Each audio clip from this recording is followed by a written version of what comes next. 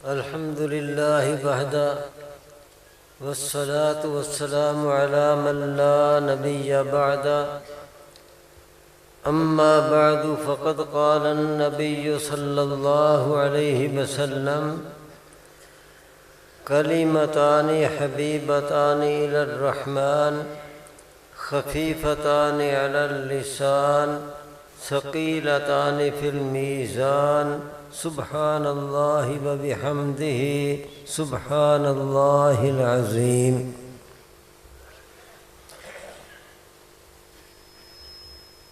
میں سب سے پہلے دور حدیث سے فارغ ہونے والے طلباء اور اسی طرح جن خوش نصیب طالب علموں نے اس سال مشکوٰۃ شریف مکمل پڑھی اور آئندہ سال وہ بھی دور حدیث میں شرکت کریں گے، اللہ تعالیٰ ان کو بھی حدیث شریف کی پوری کتابیں پڑھنے کی توفیق عطا فرمائیں گے، ان کو، ان کے والدین کو، ان کے خاندان کو۔ بالخصوص اس مدرسے کے شیخ الحدیث حضرت مفتی محمد اسماعیل صاحب زیدہ مجدہ، حضرت قاری محمد یعقوب صاحب، مفتی اسماعیل صاحب، مولانا اسماعیل صاحب اور اسی طرح دیگر اساتذہ، اور ہمارے بھائی حاجی سعید ابراہیم صاحب، خواجہ عبید صاحب، جو بھی اس مدرسے کے معاون ہیں، تو سب کو مبارکباد۔ اللہ تعالیٰ ان کی یہ خدمات اپنی بارگاہ عالیہ میں قبولیت تامہ کے ساتھ قبول فرمائے اور اس سے بھی زیادہ خدمت کرنے کی ہمت توفیق عطا فرمائے۔ میں ساتھ ہی ان حضرات کا شکریہ بھی ادا کرتا ہوں کہ ان حضرات نے یہ پروگرام منعقد کر کے اور مشکوٰۃ شریف کا آخری سبق اور اسی طرح صحیح بخاری شریف کا آخری حدیث کا سبق اس میں ہمیں بھی شریک کرنے کی سعادت بخشی۔ اللہ ان کو اپنی شایان شان جزائے خیر عطا فرمائے۔ جتنے مجمع میں شرکاء ہیں سب اپنی سعادت سمجھیں اور ان کا شکریہ بھی ادا کریں۔ ہم ان کے شکر گزار ہیں کہ انہوں نے اس حدیث شریف کے آخری سبق میں ہم سب کو اس کے ثواب میں شریک کر لیا۔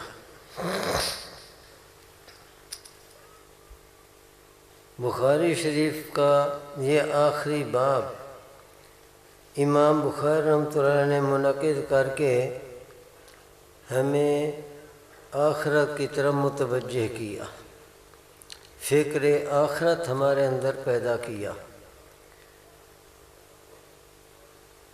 قرآن و حدیث میں ایسے مضامین موجود ہیں کہ ان مضامین سے اصل مقصود ہے آدمی کے اندر جذبہ عمل پیدا کرنا۔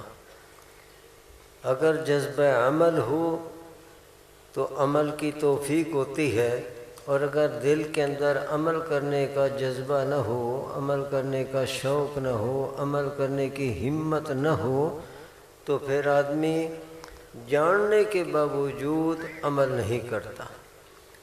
کون سا ایسا مسلمان ہے جس کو نماز کے فرض ہونے کا پتہ نہیں؟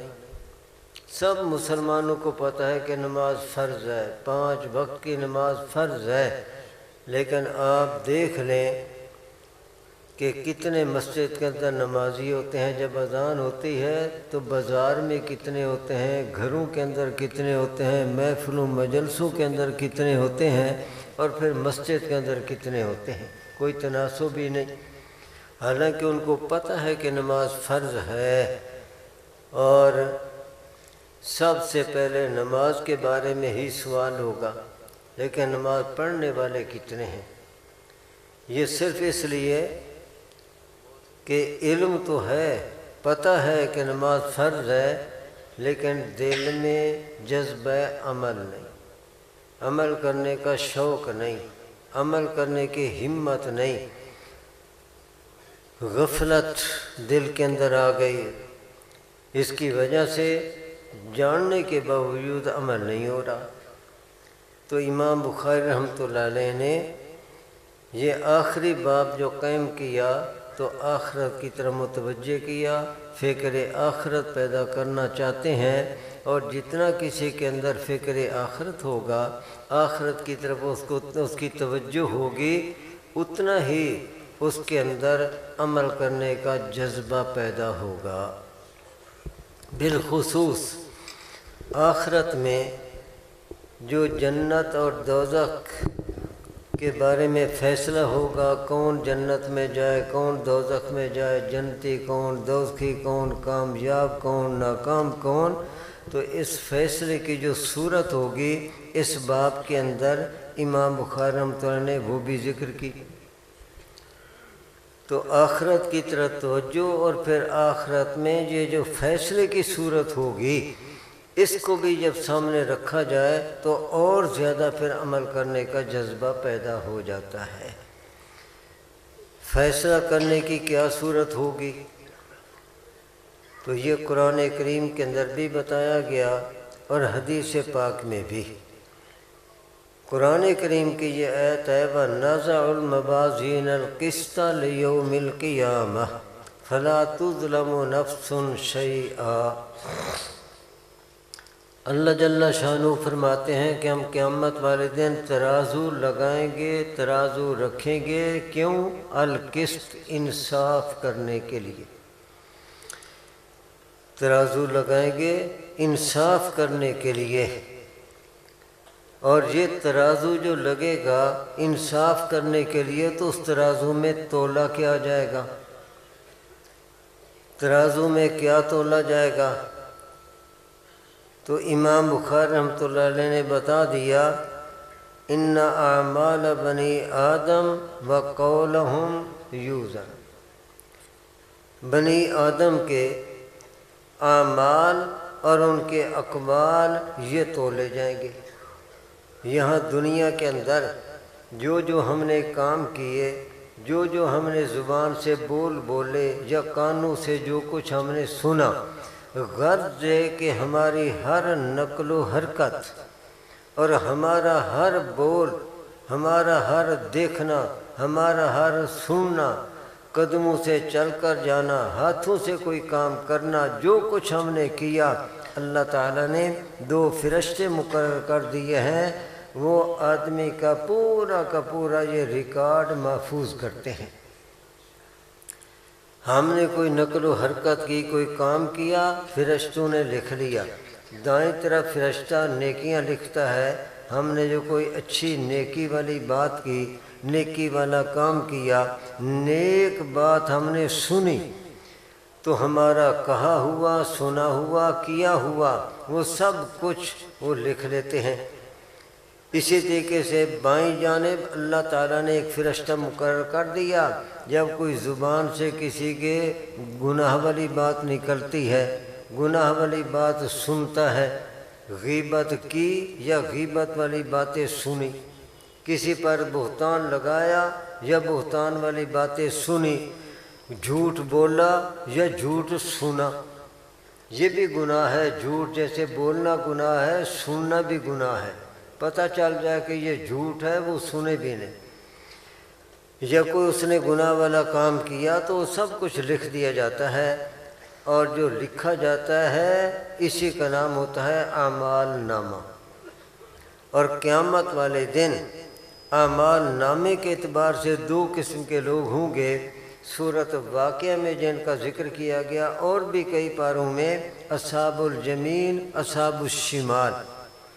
کچھ خوش نصیب وہ ہوں گے کہ جن کو اعمال نامہ دائیں ہاتھ میں ملے گا اور سامنے سے، اور کچھ بد نصیب ایسے بھی ہوں گے جن کو اعمال نامہ ملے گا بھی بائیں ہاتھ میں اور سامنے سے نہیں، کمر کی طرف سے، پیچھے سے۔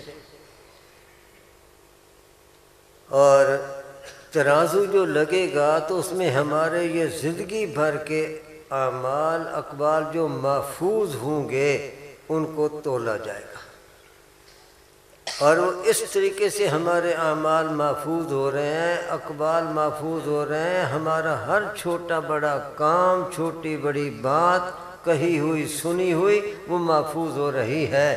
اور قیامت والے دن جب یہاں دنیا کے کیے ہوئے کام کہی ہوئی باتیں جب اس کے سامنے آئیں گی، کچھ بھی تو اس میں چھوٹا ہوا نہیں ہوگا، تو وہ پکار اٹھے گا ما لہذا الکتاب لا یغادر صغیرۃ ولا کبیرۃ الا احصاها ووجدوا ما عملوا حاضرا۔ اللہ، کیا ہے اس اعمال نامے کا حال کہ اس نے نہ کوئی میرا چھوٹا کام چھوڑا، نہ کوئی بڑا کام چھوڑا، نہ کوئی چھوٹی بات نہ بڑی بات، ایک ایک گن کر میرے سامنے رکھ دیا اور سب کچھ وہاں پر موجود کر دیا۔ تو وہ اعمال اور اقوال تولے جائیں گے۔ اب تولنے کا پھر آگے نتیجہ کیا ہوگا وہ بھی قرآن کریم نے بتایا، فمن ثقلت موازینہ فاولئک هم المفلحون ومن خفت موازینہ فاولئک الذین خسروا انفسهم بما كانوا بآیاتنا یظلمون۔ نیکیوں والا پلڑا جن کا جھک گیا، نیکیوں والا پلڑا بھاری ہوا اور وہ جھک گیا، اور اس کے مقابلے میں گناہوں والا پلڑا ہلکا رہا، تو نیکیاں غالب آ گئیں، نیکیاں اس کی غالب آ گئیں۔ تو جن کے نیکیوں والے پلڑے جھک گئے اور یہ بوجھل اور بھاری ہو گئے، اولئک هم المفلحون، ان کو کامیابی کا پروانہ مل جائے گا۔ ادھر ان کا نیکیوں والا پلڑا جھکا، ادھر ان کے لیے جنت کا دروازہ کھل گیا اور ان کے لیے جنت کا فیصلہ ہو جائے گا۔ اور جن کا نیکیوں والا پلڑا ہلکا رہا اور اس کے مقابلے میں گناہوں والا پلڑا بایاں وہ جھک گیا، وہ بھاری ہوا، اولئک الذین خسروا انفسهم، یہ لوگ ہیں کہ جنہوں نے اپنے آپ کو نقصان میں ڈال دیا اور یہ ناکام ہوں گے۔ اور ایک آیت میں ہے فی جہنم خالدون، فی جہنم خالدون، سمجھ گئے نا، فی جہنم خالدون، جن کا نیکیوں والا پلڑا بوجھل ہوا یہ جہنم میں جائیں گے اور ہمیشہ جہنم میں رہیں گے۔ یہ ہوگی فیصلے کی صورت۔ اب ہم جتنے بیٹھے ہیں، اگر ہم آخرت کو ایسے ہی اپنے گریبان میں جھانک کر سوچیں کہ آخرت برحق ہے، ہمارے یہاں کے کیے ہوئے کام، کہی ہوئی باتیں، سنی ہوئی باتیں، دیکھا ہوا جو کچھ ہم نے دیکھا، اچھا دیکھا برا دیکھا، وہ سب کچھ محفوظ ہے، اور قیامت والے دن ترازو لگے گا، تولا جائے گا ان کو، اور اسی کے ذریعہ سے فیصلہ ہوگا کامیابی ناکامی کا، اسی کے ذریعہ سے فیصلہ ہوگا جنتی ہونے کا یا دوزخی ہونے کا۔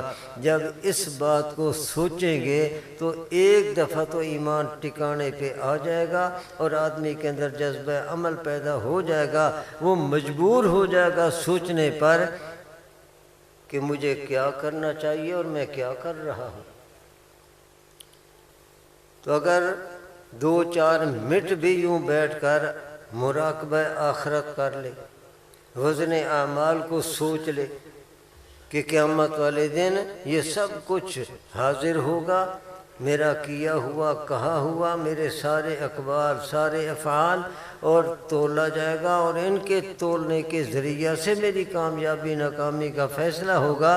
اگر ہر روز 2-4 منٹ بھی یہ مراقبہ آخرت ہو جائے تو انشاءاللہ عملی زندگی سدھر جائے گی، عملی زندگی سنور جائے گی۔ تو امام بخاری رحمۃ اللہ علیہ نے یہ جو آخری باب قائم کیا ہے، اس کے اندر آخرت کی طرف متوجہ کرنا مقصود ہے، بالخصوص وزن اعمال والے عقیدے کی طرف۔ اور پھر عجیب بات ہے کہ امام بخاری رحمۃ اللہ نے اخیر میں نبی کریم صلی اللہ علیہ وسلم کا بتایا ہوا ایک مختصر سا مختصر ذکر، مختصر تسبیح یا مختصر وظیفہ یا ورد کہہ لو، جو بڑا آسان ہے، اگر اس کو ہم اختیار کر لیں تو نبی علیہ الصلوۃ والسلام فرماتے ہیں کہ اس کی وجہ سے نیکیوں والے پلڑے میں بڑا وزن پیدا ہو جائے گا۔ ہے تو یہ مختصر، زبان پر پڑھنے کے لحاظ سے تو ہلکا پھلکا، لیکن نیکیوں والے پلڑے میں اس کا بڑا وزن ہوگا۔ آپ چاہتے ہیں کہ آپ کو وہ وظیفہ بتایا جائے؟ جو چاہتے ہیں ذرا ہاتھ کھڑا کریں، جاگ بھی جائیں اور سن بھی لیں اور پھر وہ یاد بھی کر لیں اور اللہ سے توفیق مانگیں اس کے پڑھنے کی۔ آخری حدیث جو امام بخاری رحمۃ اللہ نے یہاں پر ذکر کی، اس میں وہی وظیفہ بتایا گیا، لیکن نبی کریم صلی اللہ علیہ وسلم نے ایسے نہیں کہ وہ وظیفہ یوں ہی بتا دیا ہو کہ بھئی یہ پڑھ لیا کرو، نہیں، بلکہ آپ نے انسانوں کی نفسیات کا لحاظ رکھا۔ انسانوں کی نفسیات یہ ہیں کہ جب اس کو کوئی چیز دینی ہو تو پہلے اس چیز کی اس کے اندر طلب پیدا کی جاتی ہے، اس کے اندر رغبت پیدا کی جاتی ہے، اور جب دل کے اندر طلب پیدا ہو جائے، رغبت پیدا ہو جائے، بلکہ اس کے حاصل کرنے کے لیے اس کے دل میں ایک انتظار کی کیفیت پیدا ہو جائے، اس کے بعد پھر جب وہ چیز اس کے سامنے آتی ہے تو دل میں اتر جاتی ہے، کیونکہ وہ شوق سے حاصل کرے گا تو پھر اللہ تعالیٰ اس کو عمل کی توفیق بھی دے دیتے ہیں۔ تو آپ نے پہلے 3 جملے ارشاد فرمائے، اور ان 3 جملوں کے ارشاد فرمانے سے آپ کا مقصد یہی ہے کہ دل کے اندر ایک طلب پیدا ہو جائے، رغبت پیدا ہو جائے، ایک تڑپ پیدا ہو جائے اور انتظار لگ جائے، یہ آپ کا مقصد ہے۔ آپ نے دیکھا ہوگا کہ بسوں میں، گاڑیوں میں جب کوئی دوائی بیچنے والا آتا ہے، نمک مولی بیچنے والا آتا ہے، تو کیا آتے ہی آ کر شروع ہو جاتا ہے بھئی یہ نمک مولی 5 روپے 10 روپے 5 روپے 10 روپے اعلان کرنا شروع کر دیتا ہے؟ نہیں، پہلے وہ آئے گا اور بڑے ادب سے سلام کرے گا، سب کو خاموش رہنے کی درخواست کرے گا، اس کے بعد پھر اپنے نمک مولی یا جو دوائی ہے اس کے اتنے فائدے بیان کرے گا، اتنے فائدے بیان کرے گا، اور لوگوں کے اندر ایک رغبت اور طلب پیدا کرنے کی پوری کوشش کرے گا، اتنے فائدے بتائے گا، یوں معلوم ہوگا کہ جس گھر کے اندر نمک مولی آیا ساری بیماریاں گئیں۔ نمک مولی کافی ہے ہر بیماری کے لیے، اس انداز سے وہ فائدے بیان کرے گا۔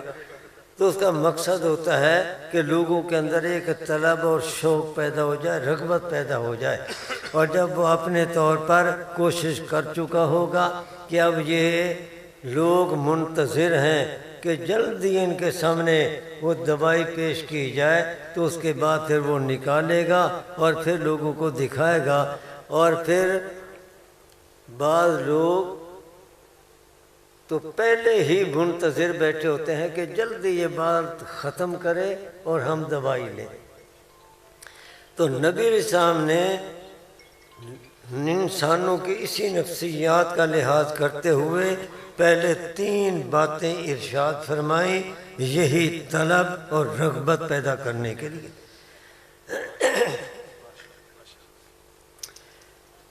ایک بات تو یہ ارشاد فرمائی، کلمتان حبیبتان الی الرحمن، 2 کلمے ہیں جو رحمان تبارک و تعالیٰ کو بہت ہی محبوب ہے، 2 کلمے ہیں جو بہت ہی پسند ہیں، اور میرا ایمان یہ کہتا ہے کہ رحمان تبارک و تعالیٰ کو جو 2 کلمے پسند ہیں اور بہت ہی محبوب ہیں، تو اللہ کے پسندیدہ اور محبوب ان کلموں کو جو محبت کے ساتھ اور لگن کے ساتھ، جذبے کے ساتھ، شوق کے ساتھ، اخلاص کے ساتھ جو پڑھے گا، وہ رب تعالیٰ کا پسندیدہ اور محبوب بندہ بن جائے گا۔ وجہ ہے کہ پڑھنے کی توفیق ہو جائے۔ دیکھو نا اب کتنا فائدہ بتایا، کلمتان حبیبتان الی الرحمن خفیفتان علی اللسان، اور پڑھنے کے لحاظ سے زبان پر بڑے ہی ہلکے پھلکے، بڑی آسانی کے ساتھ ان کو پڑھا جا سکتا ہے۔ بچے بھی پڑھ سکتے ہیں، بوڑھے بھی پڑھ سکتے ہیں، بچیاں بھی پڑھ سکتی ہیں، بوڑھی عورتیں بھی پڑھ سکتی ہیں، اور ان کا یاد کرنا بھی کوئی مشکل نہیں، یاد کرنا بھی آسان اور زبان سے پڑھنا بھی آسان۔ اور پھر تیسرا جملہ یہ ارشاد فرمایا ثقیلتان فی المیزان، ثقیلتان فی المیزان۔ میزان تو جانتے ہو نا، ترازو، ثقیل یہ بھی جانتے ہو بوجھل، تو ثقیلتان فی المیزان کہ وہ دو کلمے ایسے ہیں کہ نیکیوں والے پلڑے میں ان کا بڑا ہی وزن ہوگا، تو نیکیوں والا پلڑا ان کی وجہ سے جھک جائے گا۔ اب جب یہ تین فائدے آپ نے سن لیے تو اب میں دیکھ رہا ہوں کہ اب آپ کے اندر بھی ایک تڑپ اور طلب اور رغبت پیدا ہو گئی، شوق پیدا ہو گیا کہ وہ کلمے ہمیں جلدی جلدی بتائے جائیں۔ بتا دیں جو کہتے ہیں کہ ہم یاد بھی کریں گے، یاد رکھیں گے اور پڑھیں گے، وہ ذرا ہاتھ کھڑا کریں، جزاک اللہ۔ اور جو چاہتے ہیں کہ نیکیوں والا پلڑا قیامت والے دن ہمارا بوجھل ہو جائے اور گناہوں والا پلڑا ہلکا رہے، اور پھر اس کے نتیجے میں ہمارے لیے جنت کا دروازہ کھل جائے، وہ بھی اللہ سے دعا بھی کریں اور پکا ارادہ کر لیں کہ ہم وہ کلمے یاد رکھیں گے اور پڑھتے رہیں گے اور اپنے نیکیوں والے پلڑے کو بوجھل بناتے رہیں گے۔ ٹھیک ہے، اب وہ کلمے سن لیں، بڑے ہی آسان کلمے ہیں۔ آپ سب کہہ دیں زبان سے سبحان اللہ، سبحان اللہ، سبحان اللہ۔ یہ تو سب کو یاد ہے نا، اب اس کے ساتھ ایک ایک لفظ اور ملانا ہے۔ سبحان اللہ و بحمدہ، سبحان اللہ العظیم۔ دیکھو وَبِحَمْدِهِ العظیم یہ ساتھ ملانا ہے۔ سبحان اللہ وَبِحَمْدِهِ، سبحان اللہ العظیم۔ اتنی گونج سے پڑھو کہ سوئے ہوا ہو تو وہ بھی جاگ جائے۔ سبحان اللہ وَبِحَمْدِهِ، سبحان اللہ العظیم، سبحان اللہ وَبِحَمْدِهِ، سبحان اللہ العظیم، سبحان اللہ وَبِحَمْدِهِ، سبحان اللہ العظیم۔ جس بچے کو یاد ہو گئے ہیں یہ کلمے، وہ کھڑا ہو جائے، مجمع کی طرح منہ کر کے ذرا اونچی آواز سے وہ پڑھے۔ جس بچے کو یاد ہو گئے،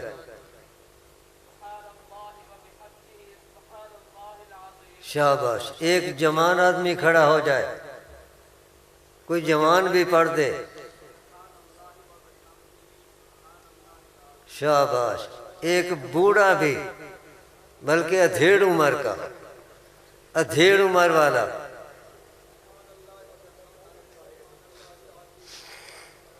اور ایک بوڑھا بھی، کوئی بوڑھا بھی، شاباش۔ ہاں جی، ماشاءاللہ۔ اللہ سب کو توفیق دے، سب کو توفیق دے۔ کہ دیکھو نا، جیسے نبی صاحب نے فرمایا کہ پڑھنے کے لحاظ سے بڑے ہلکے پھلکے ہیں، آسانی کے ساتھ ان کو پڑھا جا سکتا ہے، تو اللہ تعالیٰ توفیق دے ان کے پڑھنے کی۔ کوئی بھائی دکان کی طرف جائے، پڑھتا ہوا جائے، واپس آئے پڑھتا ہوا آئے، اپنے کھیت کی طرف جائیں، زمین کی طرف جائیں، پڑھتے ہوئے جائیں، واپس آئیں پڑھتے ہوئے آئیں، بلکہ کام بھی کرتے رہیں اور زبان سے یہ پڑھتے بھی رہیں۔ ان کا پڑھنا آپ کے کام میں کوئی رکاوٹ نہیں بنے گا۔ پڑھتے پڑھتے یہ کیفیت بن جائے، پڑھتے پڑھتے اتنی عادت پختہ ہو جائے کہ جیسے ہمارا سانس ہمارے کسی کام میں رکاوٹ بنتا ہے۔ ہاں سانس رک جائے تو رکنا تو رکاوٹ بنتا ہے، لیکن سانس کا آنا جانا یہ رکاوٹ نہیں بنتا، اپنے آپ چل رہا ہے۔ تو یہ اتنا وظیفہ پڑھیں، اتنا وظیفہ پڑھیں کہ زبان پر اس طرح رواں ہو جائے جیسے سانس وہ ہمارے کام میں رکاوٹ نہیں بنتا، یہ بھی زبان پر اس طرح رواں ہو جائے کہ کام بھی ہوتا رہے اور اس وظیفے کے ساتھ زبان بھی ہلتی اور چلتی رہے۔ اور جو پڑھتے رہیں گے انشاءاللہ قیامت والے دن اپنے نیکیوں والے پلڑے میں جب ان کلموں کا وزن محسوس کریں گے اور ان کی وجہ سے نیکیوں والا پلڑا جھک جائے گا، وہ تو ہوں گے خوش، اور جنہوں نے نہیں پڑھا تھا اور غفلت کی تھی اس دن وہ پچھتائیں گے، افسوس کریں گے، لیکن اس کا تدارک کوئی نہیں ہوگا۔ پھر اس دن کچھ نہیں ہو سکے گا، جو کرنا ہے اب کر لیں۔ یہ تو میں نے اس حدیث پاک کا خلاصہ بیان کیا۔ امام بخاری رحمۃ اللہ علیہ نے دو چیزیں ایسی بتائیں جو نیکیوں والے پلڑے کے وزن کو بڑھانے والی ہیں۔ ایک تو یہ اخیر میں بتا دیا وظیفہ سبحان اللہ و بحمدہ سبحان اللہ العظیم، اور صحیح بخاری کے شروع میں انما الاعمال بالنیات، یہ سب کو تقریباً حدیث یاد ہوتی ہے کہ عملوں کا در و مدار نیتوں پر ہے، اعمال کا در و مدار نیت پر ہے، یہ حدیث نقل کی۔ تو جیسے یہ وظیفہ نیکیوں والے پلڑے کا وزن بڑھانے کا ذریعہ ہے، اسی طریقے سے اس سے بھی زیادہ اخلاص کی وجہ سے، نیک نیتی کی وجہ سے، تصحیح نیت کی وجہ سے بھی عمل کے اندر وزن پیدا ہو جاتا ہے، عمل کی قیمت بڑھ جاتی ہے۔ چھوٹا سا عمل ہو، معمولی عمل ہو، لیکن اگر اخلاص کے ساتھ صحیح نیت کے ساتھ اگر کیا جائے تو پھر وہ معمولی عمل معمولی نہیں رہتا، وہ غیر معمولی بن جاتا ہے۔ اور اگر کوئی عمل تو بہت بڑا کیا جائے، بہت بڑا کیا جائے، بڑا چڑھا کر کیا جائے، لیکن اخلاص نہ ہو، صحیح نیت نہ ہو، تو پھر وہ بڑا عمل بھی اللہ تعالیٰ کے ہاں ذرہ کے برابر بھی نہیں، اس کی کوئی قیمت نہیں۔ تو اللہ تعالیٰ کے ہاں عمل کا جو وزن ہے اور عمل کی جو قیمت لگتی ہے، اللہ تعالیٰ کے ہاں قدر و قیمت ہوتی ہے، وہ ہے اخلاص اور صحیح نیت کی وجہ سے۔ چنانچہ حدیث پاک میں آتا ہے، پیارے پیغمبر صلی اللہ علیہ وسلم نے ارشاد فرمایا کہ اگر میرے بعد کے جو لوگ آنے والے ہیں ان میں سے کوئی اونٹ پہاڑ کے برابر سونا خرچ کر دے، اونٹ پہاڑ جنہوں نے دیکھا ہے وہ یوں سمجھ لیں اس کو دگنا کر لیں۔ نبی علیہ السلام کے زمانے کا اونٹ پہاڑ وہ تو بہت لمبا چوڑا تھا، اب تو کٹاؤ ہو کر یہ چھوٹا ہو گیا، تو اونٹ پہاڑ کے برابر سونا خرچ کرے۔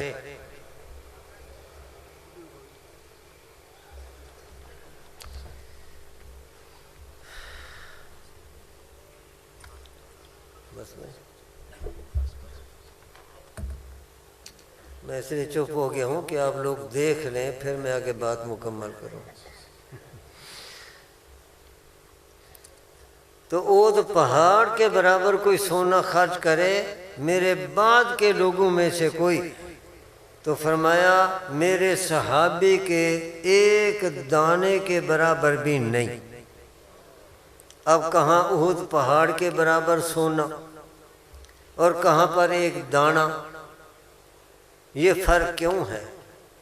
اس لیے کہ اللہ تعالیٰ نے جو اعمال کی قیمت لگانی ہے، اعمال کا وزن ہونا ہے، اعمال پر اجر و ثواب ملنا ہے، وہ ہے نیت کے اعتبار سے۔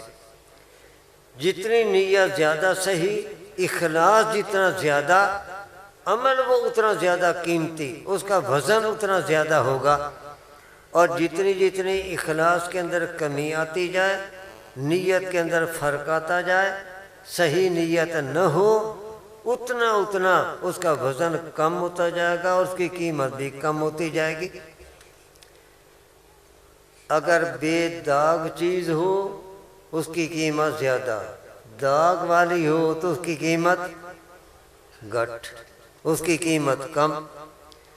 تو اخلاص والا عمل اللہ کو پسند ہے، اس لیے اس کی قیمت بھی اتنی زیادہ، اور جو بغیر اخلاص کے ہو وہ عمل اللہ کو پسند نہیں، اس لیے اللہ تعالیٰ کے ہاں اس کی کوئی قیمت نہیں ہوتی۔ تو اب اگر دیکھا جائے تو بعد والے نے احد پہاڑ کے برابر سونا خرچ کیا، صحابی نے دانے کے برابر خرچ کیا، لیکن جب نیت اور اخلاص کے اعتبار سے دیکھا جائے تو ہو سکتا ہے کہ جس صحابی نے، ہو سکتا ہے نہیں بلکہ ہے کہ اس کے دل میں اتنا اخلاص کہ شاید کئی احد پہاڑوں سے بھی زیادہ اخلاص اتنا، اور بعد والے نے ظاہری طور پر تو احد پہاڑ کے برابر سونا خرچ کر دیا، لیکن جب اس کے دل کو ٹٹول کر دیکھا جائے تو شاید دانے کے برابر بھی اخلاص نہ ہو۔ اور اللہ تعالیٰ کے ہاں جو عمل کا وزن ہوگا اور قیمت اور اس کی قدر ہوگی وہ ہے اخلاص اور نیت کے اعتبار سے۔ تصحیح نیت اخلاص ہے کیا کہ جب ہم کوئی بات کریں، کوئی کام کریں تو دل میں فقط یہ نیت ہو کہ میرا اللہ مجھ سے راضی ہو جائے، میرا اللہ وہ مجھ سے راضی ہو جائے، میرا اللہ خوش ہو جائے، بس یہ دل میں نیت ہو، یہ ہے اخلاص اور یہ ہے تصحیح نیت۔ ایک حدیث پاک کے اندر آتا ہے کہ قیامت والے دن اللہ تعالیٰ کے حضور ایک آدمی حاضر ہوگا اور اس نے اپنی زندگی میں اتنے گناہ کیے ہوں گے کہ اس کے گناہوں کے رجسٹر، اعمال نامے جو تیار ہوئے، دفتر کہتے ہیں اس کو، تو وہ کھول کر رکھے جائیں گے تا حد نگاہ، گناہوں کے وہ دفتر ایسے کھلے پڑے ہیں، اتنے اس نے گناہ کیے۔ اب اللہ تعالیٰ حکم دیں گے کہ ان کو اکٹھا کیا جائے، ان کو پھر اکٹھا کر کے ترازو کے بائیں پلڑے میں رکھ دیا جائے گا، اور پھر اللہ تعالیٰ نیکیاں لکھنے والا جو فرشتہ ہے، اللہ اس کو کہیں گے کہ وہ جو ایک کاغذ کا ٹکڑا ہے وہ بھی نکال۔ عربی میں کاغذ کے ٹکڑے کو کہا جاتا ہے بیتاقہ، اس لیے اس حدیث کا لقب یہی ہے، حدیث بیتاقہ۔ وہ ٹکڑا نکال، وہ ٹکڑا سامنے آ جائے گا، اللہ فرمائیں گے کہ اس کو دائیں پلڑے میں رکھ اور وزن کر۔ اب یہ آدمی دیکھ رہا ہے کہ بائیں پلڑے میں تو گناہوں کا انبار ڈھیر لگا ہوا ہے، اور اس کے مقابلے میں یہ ایک چھوٹا سا پرزہ ہے، اس کا کیا وزن ہوگا؟ تو کہے گا کہ باری تعالیٰ وزن نہ کیا جائے، بغیر وزن کے ویسے ہی فیصلہ کر دیا جائے۔ اللہ جل شانہ فرمائیں گے کہ اے میرے جلد باز بندے، ذرا وزن تو ہونے دے۔ اللہ فرمائیں گے کہ وزن کرو۔ جب وزن ہونے لگے گا تو دوسری مرتبہ پھر یہ منت سماجت کرے گا اور کہے گا کہ باری تعالیٰ وزن نہ ہو، بغیر وزن کے ہی فیصلہ کر دیا جائے۔ اللہ تعالیٰ پھر فرمائیں گے کہ اے میرے جلد باز بندے، وزن تو ہونے دے۔ چنانچہ جب وزن کیا جائے گا تو وہ جو ایک دائیں پلڑے میں چھوٹا سا کاغذ کا پرزہ ٹکڑا رکھا، اس کا اتنا وزن ہوگا کہ وہ نیکیوں والا پلڑا اسی ایک پرزے کی وجہ سے جھک جائے گا، اور گناہوں والا پلڑا یہاں ہلکا ہو کر یہاں کھڑا ہے اور وہ جھکا ہوا ہے۔ بندہ حیران ہو جائے گا، تو اللہ تعالیٰ اس وقت پھر اس کو بتائیں گے کہ اے میرے بندے، تو نے ایک وقت میں بڑے اخلاص کے ساتھ، بڑی محبت کے ساتھ یہ کلمہ پڑھا تھا۔ آپ بھی پڑھ لیں، اشہد ان لا الہ الا اللہ واشہد ان محمد عبدہ ورسولہ، یہ تو نے پڑھا تھا، تو پڑھ کر بھول گیا، لیکن میں رب نہیں بھولا۔ یہ آج اس کا وزن ہے اور اس کی وجہ سے یہ پلڑا جھک گیا۔ تو یہ نیک نیتی کے ساتھ، اخلاص کے ساتھ کلمہ پڑھا تھا، تو اس کا اتنا وزن کہ اس کی وجہ سے یہ پلڑا جھک گیا، اور گناہوں کے دفاتر اس کے مقابلے میں ہلکے پڑ گئے۔ تو امام بخاری رحمۃ اللہ علیہ نے شروع میں نیت والی حدیث ذکر کی کہ نیت کی وجہ سے بھی اعمال کا وزن بڑھتا ہے، اور اخیر میں یہ ایک وظیفہ بتایا، اس کی وجہ سے بھی نیکیوں والا پلڑا یہ جھک جائے گا۔ یہ ہے امام بخاری رحمۃ اللہ علیہ کے شروع اور اخیر دونوں میں مناسبت بھی، کہ دونوں میں قیامت والے دن جو اعمال اقوال تولے جائیں گے تو نیکیوں والے پلڑے میں دو چیزوں سے وزن زیادہ بڑھے گا، ایک اخلاص کی وجہ سے اور دوسرا اس وظیفے کے پڑھنے سے۔ اللہ تعالیٰ میں صحیح نیت کے ساتھ عمل کرنے کی توفیق دیں۔ وآخر دعوانا الحمد للہ رب العالمین۔